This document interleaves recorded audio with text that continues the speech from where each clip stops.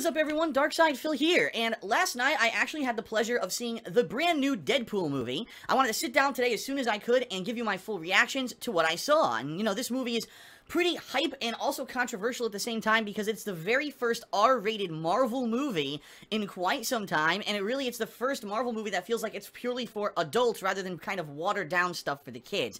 A lot of people were wondering how this movie would turn out, and that's what I basically want to tell you here in this video. So the history of Deadpool is kind of interesting because if you don't know, the main character, Deadpool, is played by Ryan Reynolds, an actor who actually played Deadpool way back when in X-Men Origins. We're talking some, 7 or so years ago.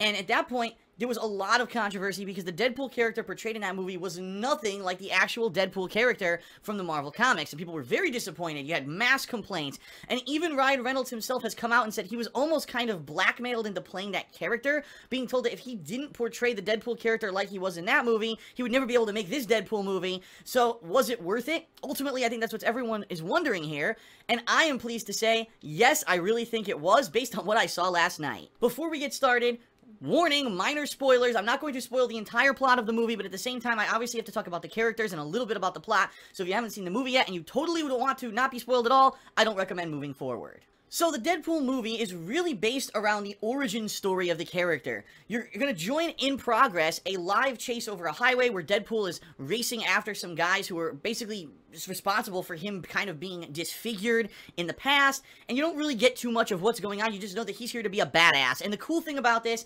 is that it's full-fledged, high-octane, balls-to-the-wall, violent rated R action. You're going to see limbs flying. You're going to see heads popping off. You're going to see really gruesome stuff like bodies being liquefied. No shit, that actually happens in the movie, and it's pretty cool to finally see a superhero movie where you get to see really gruesome stuff rather than the PG-13 watered-down stuff from other movies.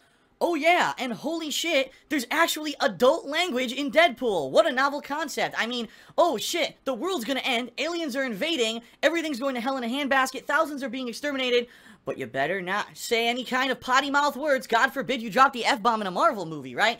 That all gets thrown out in Deadpool. It's super designed for adult humor. You've got sex jokes, you've got fart jokes, scat humor, nasty, really gruesome style stuff. Everything that you would expect from Deadpool is in this movie. I really like that. They really, you could tell, put a lot of care and effort and try to make this movie resonate with the comic books. And if you're a fan of the Deadpool character, I would actually be very surprised if you saw this movie and did not enjoy it, because they really did a lot of accurate things to what's been portrayed in the comics books for that character. So the core of this movie is to explore the origins of Deadpool. How did he come about, going from a formal special ops operative to become this super-powered being with mutant powers who can regenerate, and it really explains how the body got disfigured and all of that, and I'm not going to go into too much detail because obviously that's the meat of the movie and I don't want to spoil it. If anything, the one major complaint I actually have, and I'm going to say this isn't just for Deadpool, this is for all these superhero movies. Why do we feel so inclined in the very first adventure of every superhero to explain their origin story? Like, I'll be honest here, I played the Deadpool video game years ago, and even though it wasn't the best video game, right, it had all the comedy, all the fourth wall breaking of the Deadpool character, and even though it didn't explain his origin story, I thought that the Deadpool video game was outstanding, not for gameplay, but because of the scripting, the dialogue, and the comedy aspect of the game. Why couldn't they have done this for the Deadpool movie? If ever you're going to do a movie where it doesn't matter who the origin of the character is, just do something funny, this would have been the movie. But no, they kind of went the cliche route, and most of the movie is kind of going back with flashbacks, exploring Deadpool's origins of how he got his superpowers. Okay, I guess for the layman you care. I honestly don't. And for me, I grew up in the 1990s. I know the Deadpool who no one knows his origins. We just know he was part of the Weapon X program along with Wolverine, and he has these healing abilities, and no one really gave a two shits about what his origin was back then. Since then, obviously, Marvel has written and rewritten and redesigned the character, and he's this wisecracking guy, but I don't understand why the movie had to be totally about his origin. It was. It's not a bad thing. It's just kind of, I found myself sitting there during the origin parts of the movie, which is roughly about half, saying, when will they get back to the present? When will they get back to the present? When will they get back to the present? Oh, they're back to the present! Now I'm excited again! And it was a little bit of a letdown in that regard, but they went the cliche route. It works, it's just a little bit kind of cliche and disappointing in my opinion. So as you're flashing back between Deadpool's origins and this modern-day chase, there's going to be other characters who get involved. First of all, the villain of this movie, whose name is Ajax, but his real name apparently is Francis, which is a running joke in the movie. His name is Francis. Is kind of flat. He's a very generic British-style villain. There's almost no personality to this guy, and I think he was just there as a tool to advance the plot rather than, oh, he's a really legitimate Marvel villain, because he's not. He was pretty lame, and in my opinion, that was one of the big disappointments of the movie. But the other villain of the movie, Angel Dust, is actually played by Gina Carano. Now, for those of you who don't know, I immediately recognized her. She used to be big in the MMA scene. She's a female MMA fighter who was really big. She was very popular. Think of her almost as kind of like the prototype for Ronda Rousey, only that was before MMA were as big as it was today, so she really didn't get as much press. It was cool to actually see her cast in a role like this as this big, almost roided woman who could even stand toe-to-toe with other superpowered mutants. I really like to see that, and I actually liked her character, even though she had maybe 3 lines, better than the main villain of the movie, and I think that's kind of silly, but hey, it is what it is. Now, the supporting cast has a bunch of cameo appearances that I'm not going to mention because some of them are kind of funny, but the main supporting cast is Colossus and Negasonic Teenage Warhead. I'm not kidding, that's actually her name in this movie. 2 X-Men who just so happen to start trying to help Deadpool or stop him, depending on what part of the movie it is. The one complaint I have about this: Colossus is 100% computer generated. Now, did I expect them to do special effects with his body to make him look metal and not use CGI?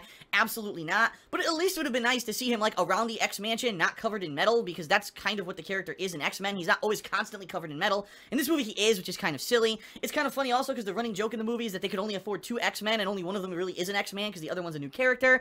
But still, they do a good job in their supporting roles. If anything, Colossus actually starts to look like the goody two-shoes kind of a guy in this movie, which in one of his incarnations in the comics, that's actually how he was. So it's kind of an inside joke to longtime Marvel Comics fans and X-Men fans, and I like that.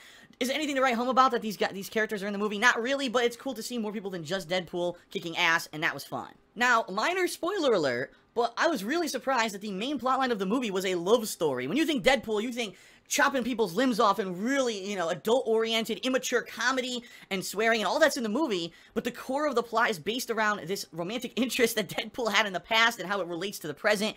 It's pretty weird, and it's funny, of course, of how they're going to relate that to an action-style superhero movie. I definitely liked it, but I'm wondering how that's going to relate to future Deadpool movies, which they're definitely going to do. If you don't know, this movie already is breaking box office records for an R-rated movie, and people are just, like, crazy going nuts for it, because it's the first superhero movie to have this kind of adult-oriented comedy in it. So, I don't know how the love story is going to tie into future episodes, but it definitely was a cool thing. Well, ultimately, I don't want to spoil too much about the movie. I certainly think that you should definitely see it yourself if you're into superheroes, but also you like the adult-oriented comedy of Deadpool. If you like the comic books, if you like the video game that came out a few years ago, this is going to be your cup of tea, and you could definitely tell that the people who worked on this movie cared about the character, knew about the core of the character, and wanted the movie to be true to form.